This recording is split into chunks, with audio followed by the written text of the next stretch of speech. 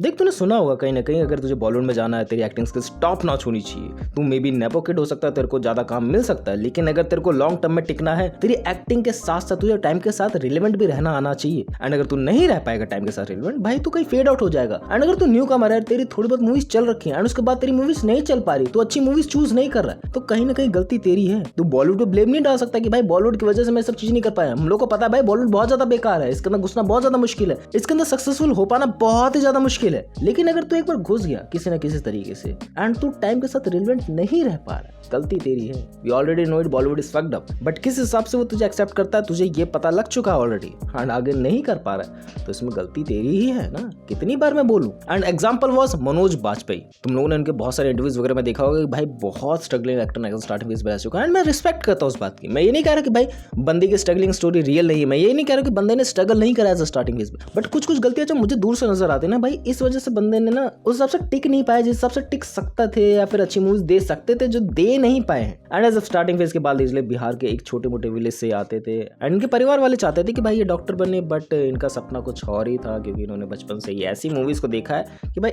ये मेरे आइडियल है, इन जैसा मुझे बनना है, अमिताभ बच्चन जैसी एक्टिंग करनी है। एंड उस हिसाब से एक्टिंग की रेंज एंड उस हिसाब से कहा जाए तो उस पोजीशन तक पहुंचने के लिए बहुत ही ज्यादा स्ट्रगल करना पड़ेगा, जो आज के टाइम पे तो और भी ज्यादा मुश्किल है, उस टाइम पे तो और भी ज्यादा मुश्किल था, because you have no social media presence and चीजें 10 तरीके की थी उस टाइम पे। एंड अपनी स्टडीज पूरी करने के लिए एंड अपॉर्चुनिटीज की तलाश में वो आ जाते हैं NSD national school of drama में, जहां पर उनका एडमिशन हो ही नहीं पाता है। My graduation from Delhi University, and the moment I lined up, I started doing theatre. I got in touch with a group. ये एक ड्रामा अकेडमी जो तुम लोगों को बहुत सारी चीजें सिखाती है कि भाई एक्टिंग कैसे करते हैं, एक्टिंग रेंज को अपनी ज्यादा कैसे इंप्रूव कर सकते हैं, उसमें उनको एडमिशन मिला ही नहीं। फिर उन्होंने इस बंदे के साथ काम किया जिसकी वजह से इनको बहुत कुछ सीखने को मिला एंड एट देन ये ज्वाइन हो गए उस अकेडमी में, एंड इस बंदे ने उन्हें अपना असिस्टेंट डायरेक्टर रख दिया। लेकिन बॉलीवुड का पास टाइम में क्राइटेरिया है जो मैंने तुम लोगों को बहुत बार बता रखा है कि भाई तुम्हारी गोरी चमड़ी होनी चाहिए, या तो नहीं तुम्हारी एक्टिंग स्किल्स कितनी ही ज्यादा इंप्रूव हो, अगर तुम्हारी गोरी चमड़ी है, तुम्हारे सिक्स पैक्स एब्स हैं, तुम्हारा हीरो जैसा फेस है या फिर विलन जैसा फेस है, तुम्हें कोई ना कोई रोल मिल जाएगा। बट अगर तुम एक एक्सट्रीम साइड में एग्जिस्ट नहीं करते हो, तुम एक मीडियोकर हो या फिर तुम एक साइड कैरेक्टर वाले रोल को निभाना चाहते हो, तुम्हारा फेस उस हिसाब से है ही नहीं। ऑनेस्टली बात नहीं चले, अब तो उनकी पॉपुलैरिटी है, अब तो लोग कहते हैं कि भाई उनका फेस बहुत ज्यादा गुड लुकिंग है, क्योंकि पॉपुलैरिटी के साथ तुम्हें वो चीजें मिल जाती है, बट स्टार्टिंग फेज में नहीं हुआ करता था। आज के टाइम पे तुम लोग देखते हो भाई एक्टिंग रेंज बंदे की किस हिसाब से है, किस हिसाब से बंदा एक्सप्रेशन कैरी आउट करके चलता है, लेकिन पास टाइम में कोई घंटा बराबर नोटिस करता था भाई इन चीजों को। लेकिन एज स्टार्टिंग फेज में स्ट्रगल करने के बाद उन्हें एक मूवी रिकमेंड होती है। इससे पहले भी उन्होंने एक मूवी कर ली थी, लेकिन जो सेकंड मूवी उन्हें रिकमेंड होती है वो उनकी करियर की best of the best movie है। लाइक तुम लोगों ने नाम भी सुना होगा सत्या का, जो 1998 में रिलीज हुई थी, and everything gonna be change after that movie, because हम लोग देख पाते हैं, क्योंकि हम लोग देख पाते हैं बंदा एक रोल के अंदर कितना ज्यादा घुस सकता है। लाइक मैं यहाँ पर बैठा हूँ, मैं अभी भी अपने दिल से नहीं बोल रहा हूँ, मैंने बहुत बार बोला है, लेकिन उस बंदे के वो दिल से, वो चेहरे से हरामियत, वो चेहरे से दिखता था कि भाई कितना ज्यादा ही विलन बंदा अंदर से बन सकता है। एंड दिखने के कारण क्या होता है, लोग उनको बहुत ज्यादा पसंद करते हैं, लोग उनको बार बार थिएटर्स के अंदर देखने जाते हैं, एंड बीकू मात्र के लिए लोग बार बार टिकट खरीद के जाते थे।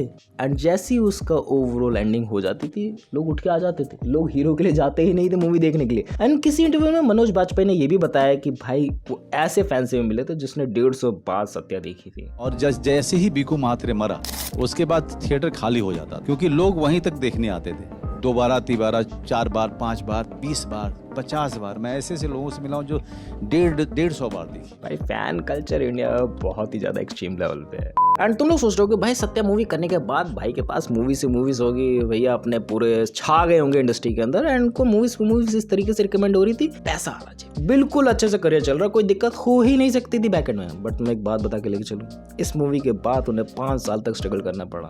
अब तुम लोगों को भाई ऐसा क्यों करना पड़ा?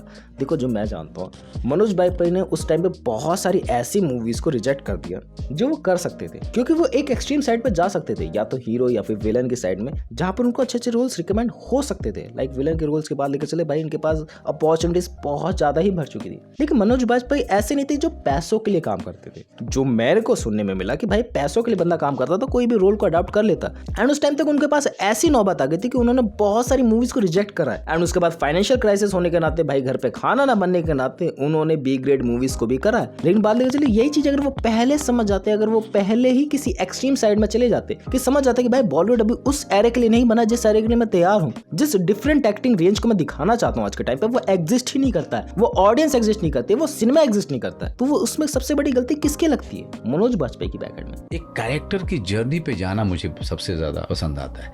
5 रुपए कम मिले, 5 रुपए ज्यादा मिले, it doesn't bother me. And मैं ये नहीं कह रहा हूँ कि भाई उनकी गलती थी, उन्होंने सिनेमा को नहीं समझा, उन्होंने वो इंडस्ट्री को नहीं समझा, समझते होंगे। बट एक है ना भाई, मैं पैशन से कोई काम कर रहा हूँ एंड मैं पैसों के लिए कोई काम कर रहा हूँ। बंदा पैशन के लिए काम कर रहा था, ना कि पैसों के लिए। एंड कहीं हिसाब से कहा जाए सही भी है, कहीं हिसाब से कहा जाए गलत भी है, क्योंकि बंदा इंडस्ट्री के अंदर इसलिए ही काम करता है, बंदा ओवरऑल काम इसलिए ही करता है क्योंकि उसे पैसे चाहिए। मैं वीडियोस क्यों बना रहा हूँ? I need a money. And मेरा पैशन है कि नहीं है वो तुम लोग जानते हो। एंड वही चीज मनोज बाजपेयी के केस में भी तुम लोग जानते ही हो भाई क्या चीजें बैकएंड में चली थी। अगर स्क्रिप्ट ऐसे चूज कर लेते जो फ्लॉप होनी ही नहीं है, वो ब्लॉकबस्टर जानी ही है, ऐसे डायरेक्टर के साथ काम करना ही है जो फ्लॉप हो ही नहीं सकते, तो क्या बुराई थी पैशन और पैसों के साथ काम करने में? मे भी भाई अगर मैं इस इंडस्ट्री में थोड़ा बहुत डगमगाऊं, भाई मैं एक्सट्रीम साइड चले जाऊं, इन फ्यूचर में मैं देख रहा हूं कि ऑप्शंस आने वाले हैं मेरे पास। अगर मैं अभी अपनी फाइनेंशियल प्रॉब्लम्स के हिसाब से मूवीज को कर लेता हूं तो that's not a bad deal. And Manoj Bajpayee भी अपना करियर इसलिए ही शिफ्ट करा था क्योंकि डॉक्टर बनने जा रहे थे भाई बंदा, एंड एक्टिंग रेंज में इसलिए ही आए। एंड एक्टिंग रेंज में आए तो अपने हिसाब से मूवीज ही करनी है।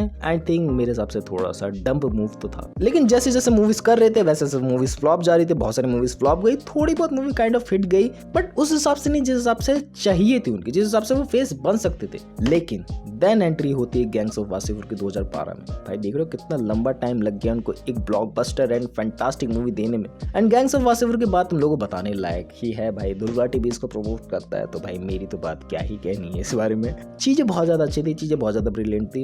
एंड इसके बाद उनको एक नई मूव तो देखने को मिली क्योंकि अब उनकी एक्टिंग जिस हिसाब से होने लगी थी एंड बॉलीवुड एरा भी उस हिसाब से होने लगा था कि उनके हिसाब से मूवीज उनको मिल रही थी, उनके हिसाब से स्टोरी लाइन बनने लगी थी, उसमें उनके हिसाब से ऑडियंस आने लगी थी। एंड ऑडियंस उस टाइम पे ऐसे तरीके की बोर हो रही थी कि उनको कुछ न्यू देखना है। एंड ऑडियंस उस टाइम पे इस तरीके की बोर हो रही थी कि उनको कुछ न्यू देखना है। एंड उनको न्यू देखना है तो क्या करना पड़ेगा? मनोज बाजपेयी को देखना पड़ेगा। एंड उस टाइम पे ओटीटी का भी धीरे धीरे करके राइज हो रहा था कि भाई ओटीटी आ रहा है, शिफ्टमेंट आ रही है। लोग सिर्फ बॉलीवुड एक्टर को देखने नहीं जा रहे कि भाई वो एक नेपो किड है, कि भाई वो एक नेपो किड है, भाई वो एक बड़ा चेहरा उसको देखने जा रहे हैं। अब लोग स्टोरीज को ज्यादा देखने जा रहे थे। अब लोग साइड कैरेक्टर्स की भी बहुत ज्यादा इज्जत करने लगे थे। एंड उस टाइम पे बहुत ज्यादा डिफरेंट साइड कैरेक्टर्स भी उभर रहे थे जिनको जरूरत थी। एंड उन्होंने मनोज बाजपेयी के बदौलत ही, लाइक उनके रेवोल्यूशनरी तरीके की बदौलत ही उन्होंने अपने करियर में बहुत ज्यादा शिफ्टमेंट लेके आई। एंड इसका सबसे बड़ा एग्जांपल है the family man. Family man के बदौलत ही भाई बंदे को एक नई पहचान मिली है। लाइक मैं मनोज बाजपेयी कहता हूँ ना, तुम लोग को मनोज, लाइक अगर मैं एग्जांपल लेके चलो, तुम लोग के सामने मनोज बाजपेयी कहता हूँ, लाइक एग्जांपल लेके चले तो भाई मैं तुम लोग को मनोज बाजपेयी कहता हूँ, तुम लोगों के सामने फैमिली मैन का कैरेक्टर ही आएगा कि भाई, एंड यही है भाई कॉप असली, यही है जो दुनिया को बचा रहे हैं, एंड यही है जो फैमिली को भी संभाल रहे हैं। And the family man show भाई बहुत ही ज्यादा ब्रिलियंट तरीके से चला एंड आज तक चलते हुए आ रहा है। उस बात की भाई कदर है भाई, डिफरेंट तरीके से रोल को परस्यू करा एंड लोगों ने जो अडॉप्ट किया, fantastic. But the real problem was अगर बॉलीवुड के हिसाब से उस टाइम पे अडॉप्ट कर लिया रहता, लाइक मिथुन दा की तरह नहीं चीजें करी होती कि भाई मुझे मेन लीड रोल ही करने हैं एंड टाइम के साथ मैं इरिलेवेंट हो जाऊंगा, मुझे पता है। एंड मुझे पता है कि भाई मेरे को कनेक्शन लगने वाले हैं, तो मैं कोई सी मूवीज नहीं करूंगा। मैं उस हिसाब से मूवीज करूंगा जिस हिसाब से मेरे कनेक्शन भी बिल्डअप हो, जिस हिसाब से मूवीज करूंगा भाई मूवी थोड़ी बहुत पॉपुलर भी हो, मेरा जो भी फेस है वो नोन में आ जाए, लोग ध्यान रखने लगे कि भाई कोई नया एक्टर आया है, उसकी एक्टिंग रेंज बहुत ज्यादा बढ़िया है। लेकिन उस हिसाब से मे बी वो रोल के लिए परस्यू नहीं कर सकते, या फिर उस हिसाब से उनकी एक्टिंग रेंज नहीं थी, वो खुद नहीं समझते थे। बट मेरे अकॉर्डिंग जो मेरे को चीजें लगी मैंने बताई तेरे को। आई थिंक मैं करेक्ट हो सकता हूँ, आई थिंक मैं गलत भी हो सकता हूँ। मैं ऐसी बात नहीं कि भाई पत्थर की लकीर है, जो मैंने बोला सच ही है। बाकी मैं तुम लोगों की राय जरूर जानना चाहूँगा, तुम लोग क्या सोचते हो ओवरऑल मनोज बाजपेयी के बारे में? मेरी जो भी थॉट्स है मैंने बता दिया तुमको। मिलता है नेक्स्ट वीडियो में, बाय।